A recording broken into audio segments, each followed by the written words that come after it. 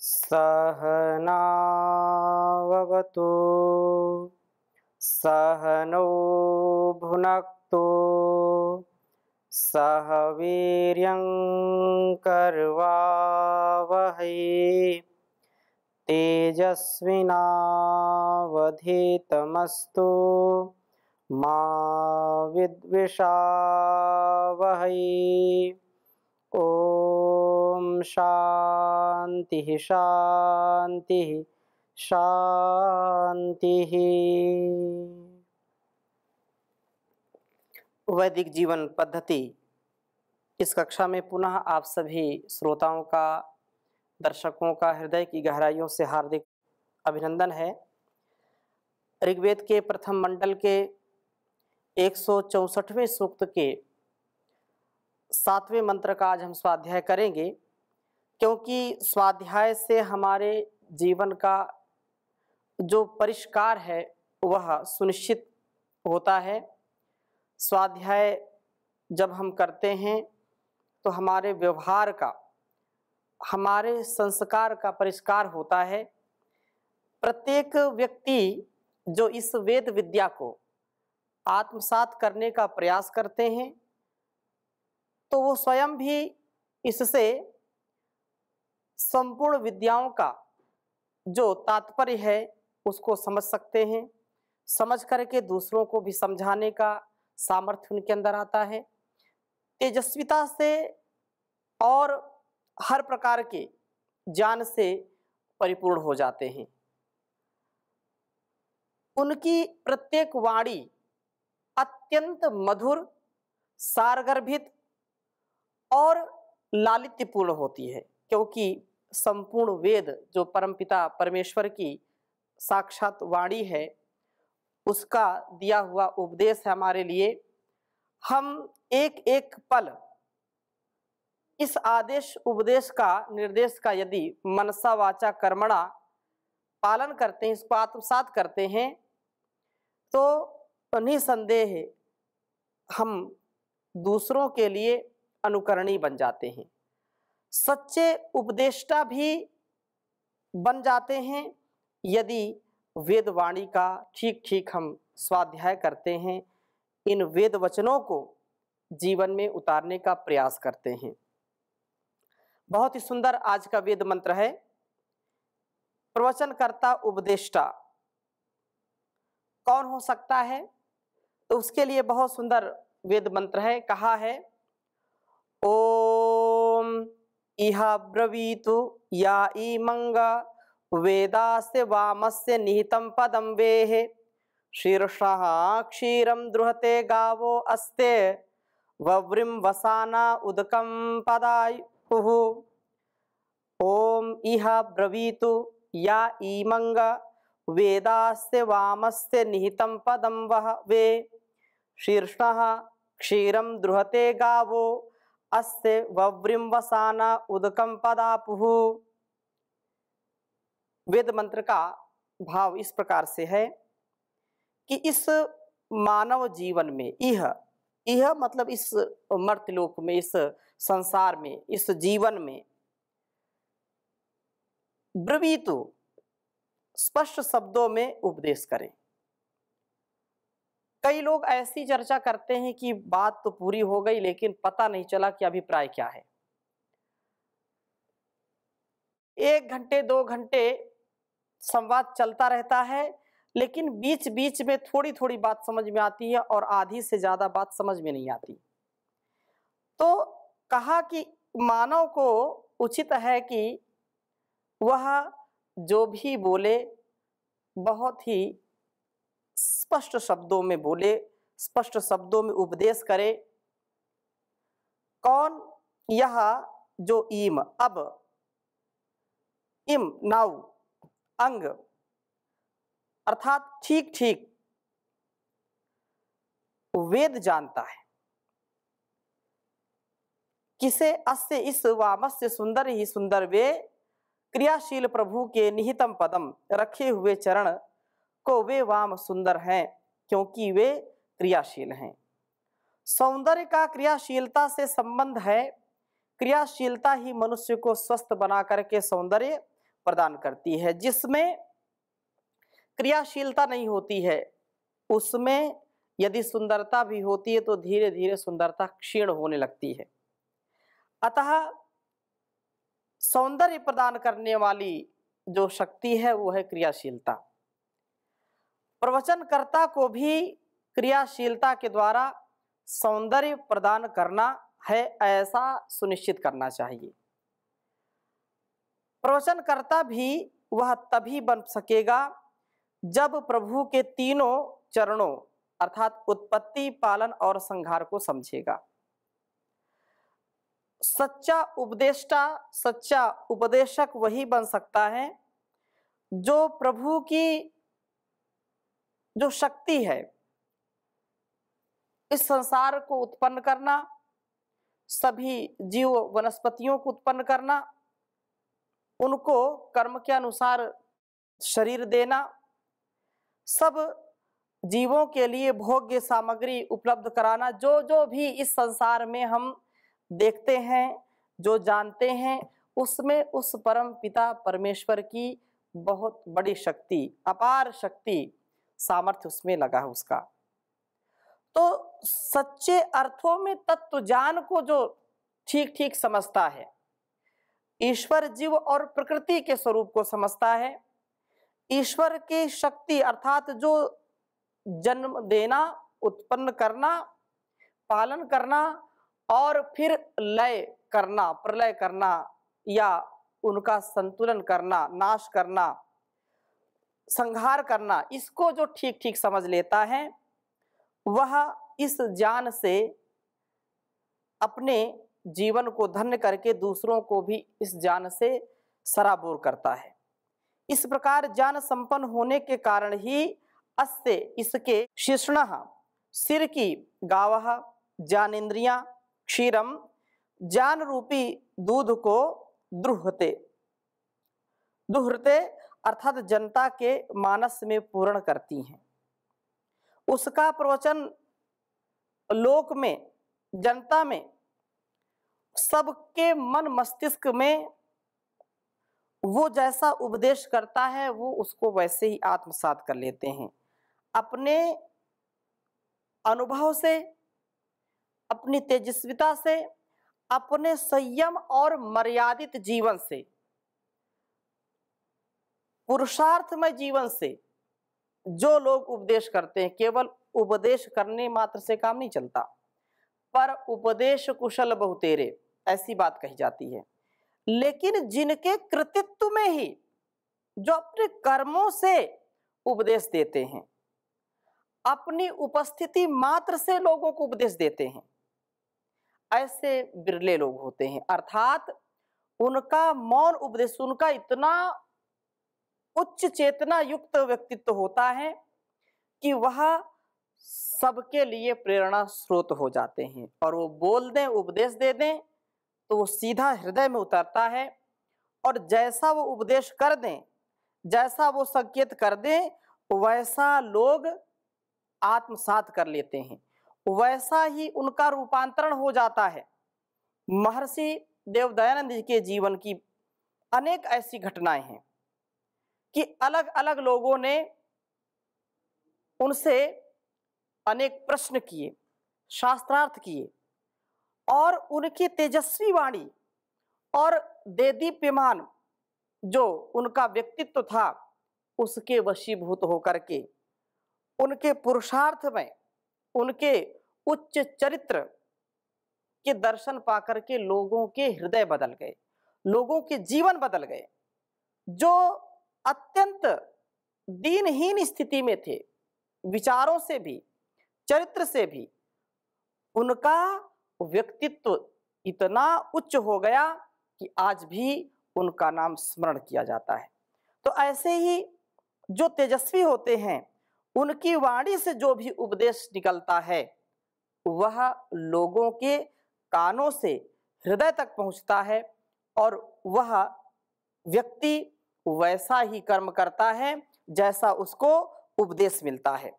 तो ऐसी स्थिति से हम अपने आप को सदा ओतप्रोत करें, इससे एक क्षण का भी प्रमाद इसमें ना होने पाए। और उनकी मधुर वाणी जो लोगों के मन मस्तिष्क में ज्ञान को भर देता है, तो ऐसे क्षीर अर्थात मधुर उनकी वाणी, उनका प्रवचन मधुर होता है, वैसे ही उसकी वाणी से निकलने वाले शब्द भी मधुर होते हैं। जो मधुरता से युक्त होकर के, प्रेम और सौहार्द से युक्त होकर के उपदेश करते हैं, तो उनके केवल बोलने मात्र से, उनकी सन्निधि मात्र से, उनके दर्शन मात्र से लोगों को बहुत ही प्रसन्नता, बहुत हर्ष अनुभव होता है, सुख की अनुभूति होती है। ऐसे जो उपदेष्टा हैं, ऐसे जो उपदेश करता है, वो जिसके भी घर के अतिथि बनते हैं, वह गृहस्थी भी धन्य अपने को मानता है।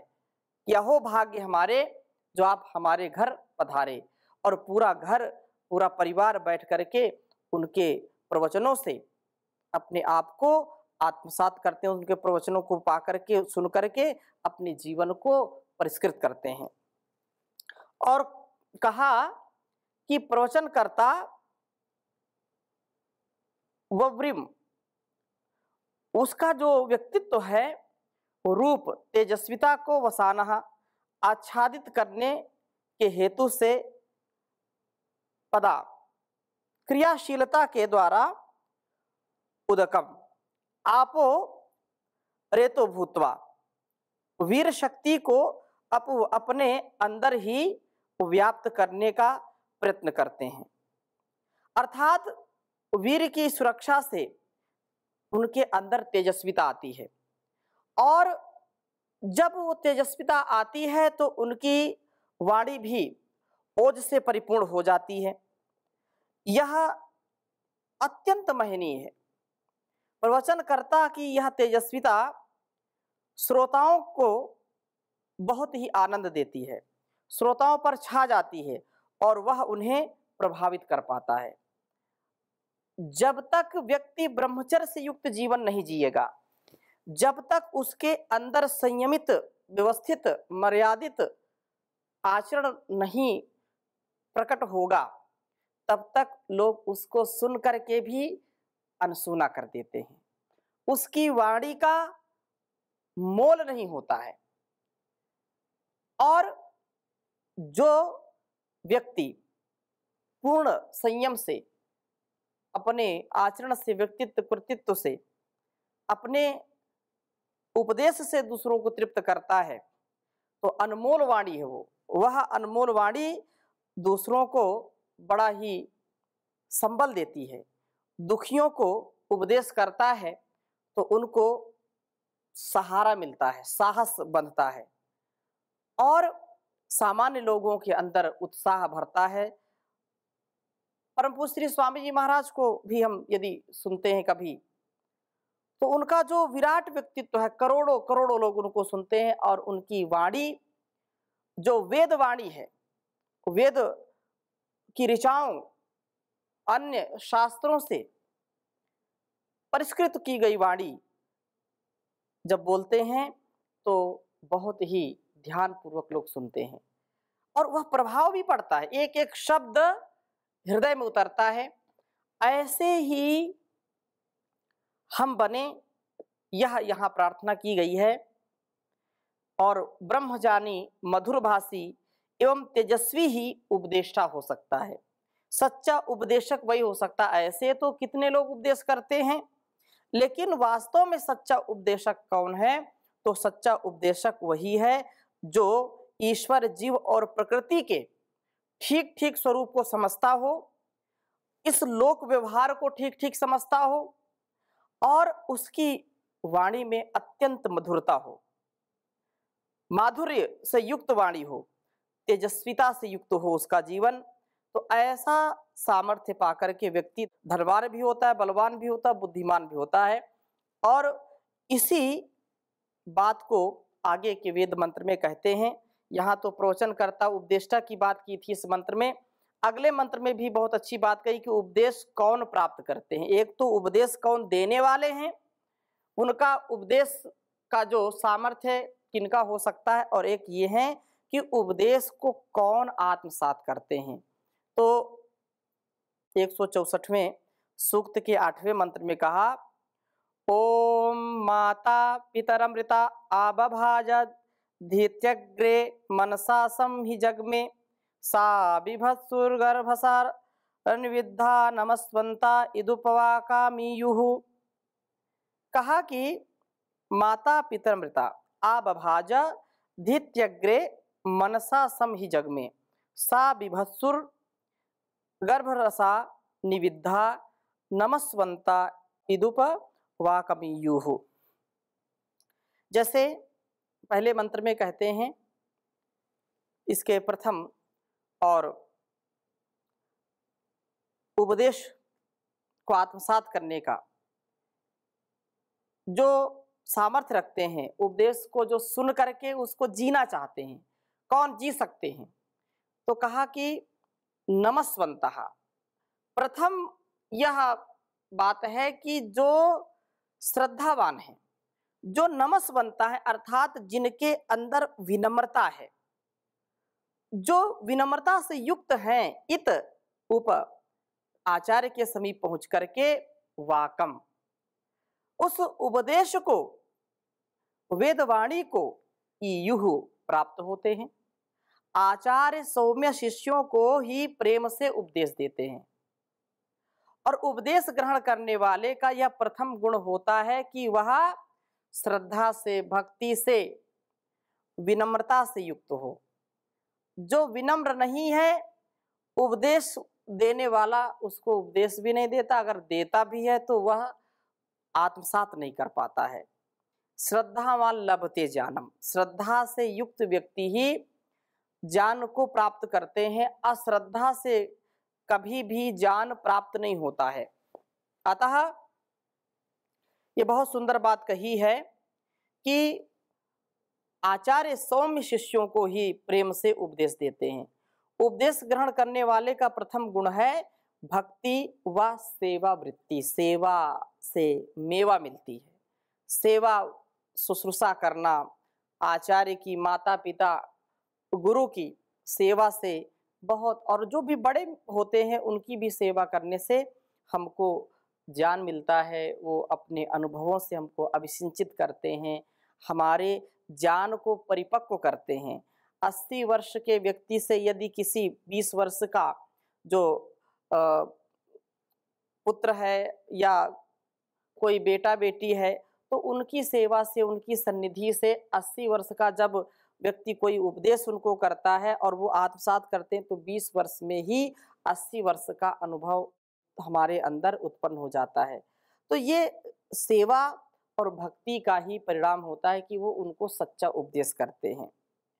इस नम्र शिष्य के अन्य गुणों का उल्लेख प्रथम 3 चरणों में इस प्रकार से हुआ है। कहा माता, अर्थात माता का मतलब यहाँ माँ नहीं है, माता का मतलब है जीवन का निर्माण करने वाला जो विद्यार्थी है। पितरम, ज्ञानप्रद आचार्य के पास परिते, सत्य ज्ञान की प्राप्ति के निमित्त आता है। विद्यार्थी वही हो सकता है जिसमें जीवन निर्माण की भावना हो। विद्या जो अर्जन करना जिसका प्रमुख लक्ष्य है, जो सांसारिक सुखों को तिलांजलि दे करके विद्या अध्ययन में ब्रह्मचर्य पूर्वक विद्या को पाना चाहता है, उसके लिए सुबह से शाम तक अपना समय लगाता है, वही विद्यार्थी हो सकता है। और जो सुख की कामना करते हैं, इस संसार के आकर्षण में जो फंस जाते हैं, वो विद्यार्थी नहीं हो सकते हैं, क्योंकि विद्यार्थी जो हैं तो सुख को त्याग दें। और यदि विद्या चाहते हैं, विद्यार्थी व त्यजेत सुखम, सुखार्थी व त्यजेत विद्याम। अगर विद्यार्थी सुख चाहता है तो विद्या नहीं आती, और विद्या चाहता है तो सुख उसको नहीं, ना के बराबर मिलता है। सुख हाँ बाद में तो अमृत के समान है विद्या, पहले तो विष के समान है, लेकिन इसको जो आत्मसात करता है उसके लिए कहा है कि यह सत्य ज्ञान की प्राप्ति के लिए आता है। जब विद्यार्थी इस प्रकार की भावना से गुरुकुल में, आचार्य कुल में आता है, तभी वह मनसा, हृदय, और हृदय भी कैसा, धीति अग्रे, जिसमें कर्म प्रधान है, कर्म की सर्व प्रधानता है जिसमें, अर्थात श्रम की प्रबलता हो, प्रबल भावना हो से युक्त होकर के ही वह आचार्य के पास जाकर के सम्यक गमन करता है। सा जीवन, वह जीवन निर्माण का अभिलाषी विद्यार्थी ही विभत्सुः, आचार्य के साथ अपने को बांधने की इच्छा वाला होता हुआ गर्भरसा, गर्भरस से रहस्यमय ज्ञान के जल से निविद्धा हृदय के अंतस्थल तक सिक्त हो जाता है, अर्थात उसका ज्ञान जो उपदेश उसको मिला है उससे पूर्ण परिपक्व हो जाता है।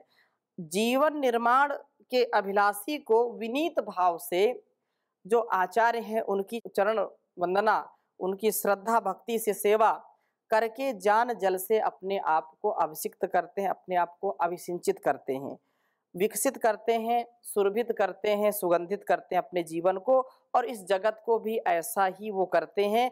तो उपदेश करने वाला और उपदेश सुनने वाला, उपदेश को आत्मसात करने वाला, दोनों के हृदय स्वच्छ हो, निर्मल हो, और दोनों के अंदर पुरुषार्थ से परिपूर्ण उनका जीवन होना चाहिए।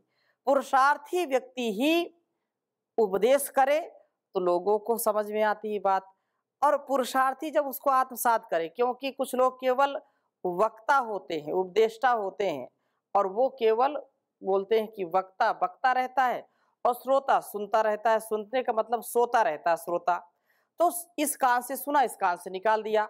तो ऐसा वक्ता और ऐसा श्रोता वो अपना भी कल्याण नहीं कर सकते और दूसरों का भी कल्याण कहाँ हो सकता है। दोनों वेद मंत्रों का अभिप्राय यही है कि आचार्यों की सेवा, वृद्धों की सेवा, बड़ों की सेवा करके उनके संपूर्ण जीवन का जो उपदेश है वो हमको सहज भाव से मिल जाता है, और अल्पकाल में ही हमको बहुत अनुभव मिल जाते हैं, जिससे हमारे जीवन में हम धोखा नहीं खाते हैं, तथा उपदेष्टा वो भी सक्सेसफुल होता है, सफल होता है, जिसके जीवन में सादगी है, ब्रह्मचर्य से युक्त जिसका जीवन है, और जो मधुर भाषी है। कितना बड़ा उपदेष्टा हो, कितना वो अच्छा बोलता हो, कितना कल्याणकारी बोलता हो, लेकिन यदि कटु वाणी बोलता है, कटु भाषा बोलता है, कड़वी भाषा बोलता है, तो लोग उसको सुनकर के स्वयं उलझ जाते हैं और अश्रद्धा उत्पन्न हो जाती है। तो सत्यम वद धर्मम चर, सत्यम ब्रूयात प्रियम ब्रूयात, ये हमारी जो परंपरा है इसमें हमको सदा सर्वदा ध्यान रखना चाहिए और उस परमात्मा के प्रति कृतज्ञता से अपने जीवन को लगाने का प्रयास करना चाहिए, तभी हमारा जीवन सफल होगा। इसलिए कहा है कि प्रभु के ध्यान में मग्न होकर के, ईश्वर के गुणगान में भी अपने आप को लगाना। उपदेश सुनने वाला भी भजन आनंदी हो और कहने वाला भी, उपदेश सुनना और सुनाना दोनों में जब ईश्वर का गुणगान करने का भाव आए, ईश्वर की भक्ति का भाव जब आता है, ईश्वर ने जो संसार और ये शरीर दिया है उसके प्रति कृतज्ञ भाव से होकर के हम कोई कार्य करते हैं तो आनंद से परिपूर्ण हो जाते हैं। इसलिए कहा है कि हुआ ध्यान में ईश्वर के जो मगन, उसे कोई क्लेश लगा न रहा। जब ज्ञान की गंगा में न्याया, तो मन में मैल जरा न रहा। परमात्मा को जब आत्मा में लिया देख जान की आँखों से, प्रकाश हुआ मन में उसके, प्रकाश हुआ मन में उसके, कोई उससे भेद छिपा न रहा। हुआ ध्यान में ईश्वर के जो मगन, कोई उसको क्लेश लगा न रहा। पुरुषार्थ ही इस दुनिया में सब काम न पूरी करता है। मन चाहा सुख उसने पाया, जो आलसी बन के पड़ा न रहा। दुखदाई हैं सब शत्रु हैं, ये विषय हैं जितने दुनिया के, वही पार हुआ भव सागर से, वही पार हुआ भव सागर से, जो जाल में इनके फंसा न रहा। यहाँ वेद विरुद्ध जब मत फैले, जब वेद की विद्या लुप्त हुई, फिर जान का पांव जमा न रहा, उसे कोई क्लेश लगा न रहा। यहाँ बड़े बड़े महाराज हुए, बलवान हुए, विद्वान हुए, पर मौत के पंजे से केवल कोई दुनिया में आके बचा न रहा। हुआ ध्यान में ईश्वर के जो मगन, उसे कोई क्लेश लगा न रहा। जब जान की गंगा में न्याहा, तो मन में मैल जरा न रहा। तो मन के मैल को भी कैसे हम हटाते हैं, उसका एक ही उपाय है कि सच्चा उपदेश हम देने वाले हों, उसको अपने आचरण में, अपने स्वभाव में उतारने वाले हों, और हम जो सुनते हैं अपने से बड़ों से, उसको भी सुन करके मनसा वाचा कर्मणा अपने जीवन में उतारने वाले बने, तो आनंद ही आनंद है। तो ऐसी शुभ कामना के साथ आज की कक्षा को यहीं पर विराम देते हैं। ओम शांति शांति शांति।